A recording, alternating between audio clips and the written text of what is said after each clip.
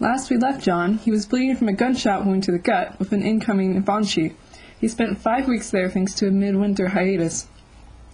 I'd heard theories from fellow fans on what might happen, how the writers might have found a way to give John demon blood and so forth during the wait until Part 2 came out. The preview looked awesome. Without further ado, Saint of Last Resorts, Part 2. Anne-Marie makes good her escape, and as Chaz hands off one of Hugo's kin, wonders, where's John? With the amulet of Pazuzu still his first action, killing his host, which is exactly what John wanted.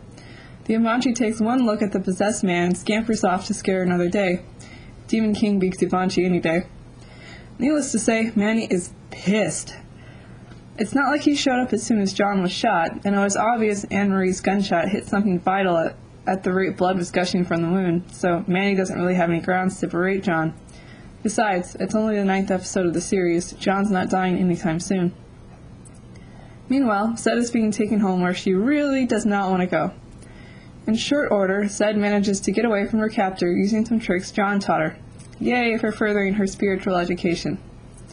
This scene sort of makes up for the last episode, where Zed was captured quite easily. In the sewers, Chaz helps John get topside, and he spills the bad news, figuring he's got a few days before Pazuzu makes his presence permanent.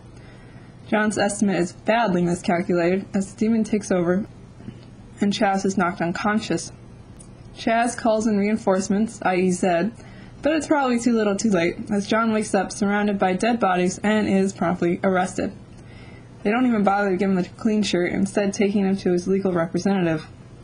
The men that attacked the possessed John and were killed were gang members, so it was technically really aggressive self-defense.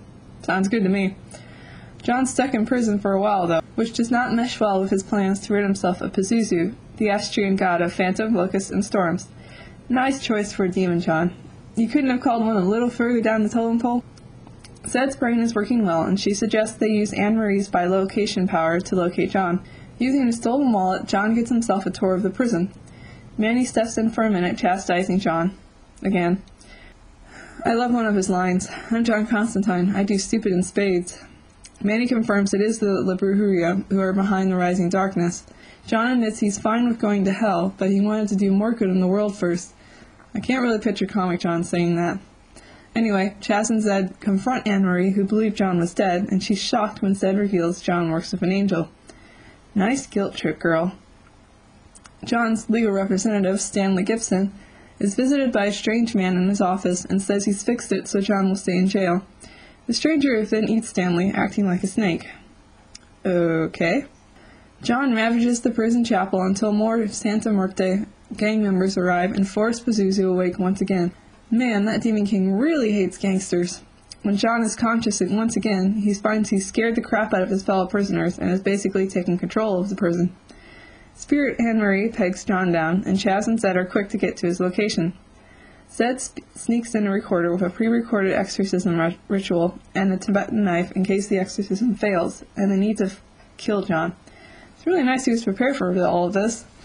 Chaz attacks one of the prison guards and sneaks in as well. John tries to insist he has everything in hand, but Zed and Anne-Marie disagree, and they'll help him get out of his tight situation, whether John wants it or not. Anne-Marie warns Zed off John, but being she's the token female of the group, she's not going anywhere. The guy who ate Stanley Gibson arrives at the prison and interrupts John's attempted exorcism. He identifies himself as Nanash, the trickster, aka the serpent from the Garden of Eden. He's been given a body on Earth and had planned to kill John, but now he's abiding his time until Pazuzu completely takes John over. He really couldn't have come at a worse time, but Murphy's Law seems to be in full effect here. Anne-Marie uses the Tibetan knife to kill Nanash, which is a one-time thing. Good going. John gets a hefty dose of heroin, which he hopes will put the demon down long enough so he can make it back to the mill to try and exorcism again. If ever there was a good reason to use drugs. Anne-Marie uses her bilocation power to distract the guards and again get away to safety. Being the only one qualified to do a Roman Catholic exorcism, Anne-Marie leads the exorcism with mixed results. Pazuzu manages to overtake John and rips into those around him verbally. Anne-Marie, who never fell alive except in John's shadow, Chaz, who became a freak and lost his family, and finally Zed, who's desperate to get away from her father. Going full-out exorcist, Pazuzu floats above the bed in a dim green light.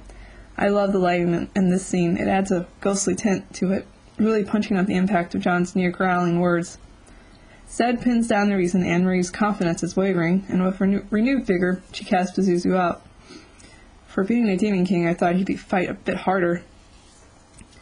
Anne-Marie and John have a heart-to-heart, and John apologizes, but she'll have none of it. After all, John Constantine doesn't do sorry. The next scene shows John not exactly confident about the future and what the rising darkness could bring next. You and me both, buddy. This episode could have been so campy, but Matt Ryan's acting knocks it out of the park. His demon-possessed scenes aren't overdone, and some of it is rather subtle. I could really believe he was possessed. It helps it's a bit understated, and you don't see John / Pazuzu killing anyone. That's left up to your imagination. All we see is the carnage after the Demon King's had his fun. I have to say I love the hard time influence on this story. True, John wasn't possessed in the original comic storyline, but he took over the prison just the same. Using fear is probably the only way John could gain the upper hand in prison, though looking at the prison's severely lacking security, you could have walked out for all the attention the guards gave to the prisoners. I also enjoyed the humor. Chaz's bloody smile as he's dragged into the prison, his line about not being able to tell the difference between Pazuzu and John during the exorcism. Even Anne-Marie uses her bilocation power in a funny scene. It counterbalances the dark storyline very well. Anne-Marie is given a large role, and rightly so, since she and John still have issues to work out between them. By the end of it, despite their history, they're able to make up. I fully expected the writers to kill Anne-Marie off. She's dead in the comic, after all, but it was nice being wrong about that. I enjoy her character, and I hope she is able to return in further episodes. If the show survives beyond the first season. Fingers crossed. I give Sin of the Last Resorts Part 2 5 out of 5, and is super hyped for the next episode.